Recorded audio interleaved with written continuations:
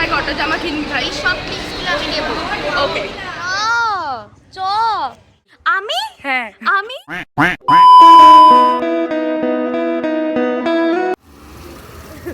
জলদি ওঠো, চলো। তো ফাইনালি আমরা বেরিয়ে পড়েছি অনেকক্ষণ পরে। বিশাল দেরি হয়ে গেছে আমাদের, বাট আমাদের এই মেয়েটা ক্লিপটা সব দেরি নিতেই হবে। করেছে। আমি হ্যাঁ, আমি ওই সব দেরি করেছে। তো ঠিক তোমরা আছে। দেখতে থাকো আমরা কোথায় যাই। ও সব বাদ দাও, আমি পরে বলে দেবো কে দেরি করেছে। বাট দেখো আমরা পরে কথা বলবো। ইয়েস।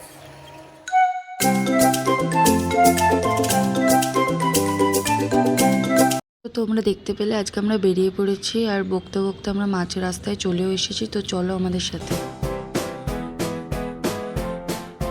ফাইনালি আজকে আমরা পৌঁছে গেছি আমাদের ফার্স্ট ডেস্টিনেশন, যেটা হচ্ছে নান আদার দ্যান মুখার্জি রেস্টুরেন্ট, যেখানে আমরা প্রায়শই গিয়ে থাকি। এখানকার ভেতরের সৌন্দর্য নিয়ে তো আর আলাদা কিছু বলার নেই। আমরা তাই এখানে একটু দাঁড়িয়ে দাঁড়িয়ে ছবি তুলে নিচ্ছিলাম।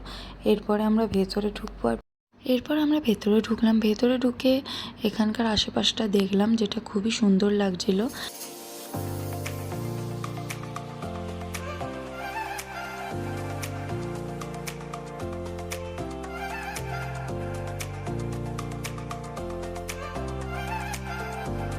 এখানে গিয়ে আমরা ফার্স্টে অর্ডার করে দিয়েছিলাম ফিশ ফ্রাই আর তারপর মাটন বিরিয়ানি। হয়ে গেছে। অবশ্যই। খাওয়া দাওয়ার পর আমরা চলে গিয়েছিলাম, যেটা শ্রীরামপুরে নতুন খুলেছে, অ্যালকফ ত্রিবেণী মল, যেখানে এখন তো এখানে প্রচণ্ড পরিমাণে ভিড় হচ্ছে। মানে আমরা যেদিন গেছিলাম একদম সদ্য গেছিলাম, তো এত পরিমাণে ভিড় ছিল, মানে কিছু বলার নেই। এত লোক যে আমরা দুর্গা ঠাকুর দেখতে এসেছি কিনা বুঝতে পারছিলাম না। তবুও আমরা, যেহেতু নতুন খুলেছে, তাই আমরাও এখানে একটু ঘুরে নিচ্ছিলাম। তো এখানে দেখতে পাচ্ছ অনেক দোকানই খুলে গেছে, সাফারি এছাড়া আরও অনেক অনেক দোকান খুলে গেছে। কিন্তু এখনও অনেক কাজই এর মধ্যে এখনও বাকি রয়েছে। অনেক মলের মধ্যে দোকান খোলা এখনও বাকি রয়েছে। তো এটা হচ্ছে ফুড কোর্ট, যেখানে আমরা গেছিলাম, কিন্তু আর আমাদের সত্যি পেটে জায়গা ছিল না যে কিছু খাবো। তো এখানে একটু চারপাশটা ঘুরে নিচ্ছিলাম, দেখে নিচ্ছিলাম যে কী। ঘুরতে ঘুরতেই চোখে পড়লো এই আকর্ষণীয় জিনিসটা। এখানে ডিজেতে গান বাজছিল সমানে, যেটা মানে খুব ভালো লাগছিল। এটা খুব নতুনত্ব, আমি কখনো এর আগে অন্য কোনো মলে দেখিনি। এছাড়া চারিপাশে দেখো ফুড কোর্টে অনেক কিছু খুলে গেছে, ওয়াও মোমোস থেকে আরও অনেক কিছুই খুলে গেছে, আরও অনেক কিছুই খোলা বাকি। তো এখানে তোমরা এলে অবশ্যই এখানে বসে এগুলো তোমরা খাবারগুলো খেতে পারো আর একটু তোমার প্রিয়জনদের সাথে সময় কাটিয়ে নিতে পারো, যার জন্য সত্যি জায়গাটা খুব পারফেক্ট।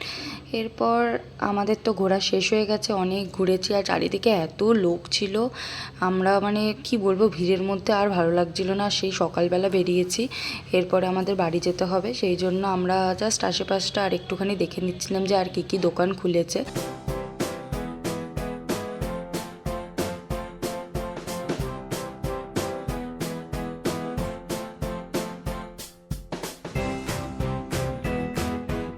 এখানে যে ঝাড়বাতিটা দেখতে পাচ্ছ, এটা মানে এত সুন্দর লাগছে এটা। আর এখানে দাঁড়িয়ে মানুষ যে কত ছবি তুলছে, আমরাও তুলেছি।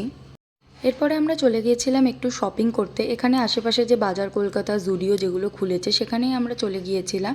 আর স্নেহার কিছু কেনাকাটা করার ছিল, করলো, আর আমিও দেখে দেখে দু চারটে নিজের জন্যও কিনে নিয়েছিলাম।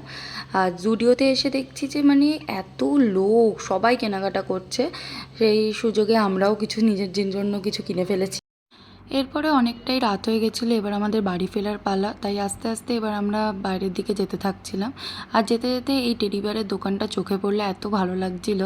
তারপরে এখানে আমরা দুজনে মিলে কিছু একটা রিলস বানানোর চেষ্টা করছিলাম, যেটা আলটিমেটলি হয়নি। হল থেকে বেরোনোর সময় এই গাছটা চোখে পড়লো, আর এখানে আমরা লিফটের জন্য দাঁড়িয়েছিলাম, কারণ আমরা পার্কিংয়ে যাব। আর আমরা প্রচণ্ড টায়ার্ড হয়ে গেছিলাম। সো টাটা গাইস, তোমাদেরকে আবার কোনো না কোনো ব্লগে তোমাদের সাথে দেখা হবে। আর এইভাবে আজকে আমি আমার দিনটা কমপ্লিট করেছিলাম আমার সখীর সাথে। তোমরা যদি কেউ গাড়ি নিয়ে আসো সমস্যা নেই, নিচে অনেক বড় পার্কিং রয়েছে।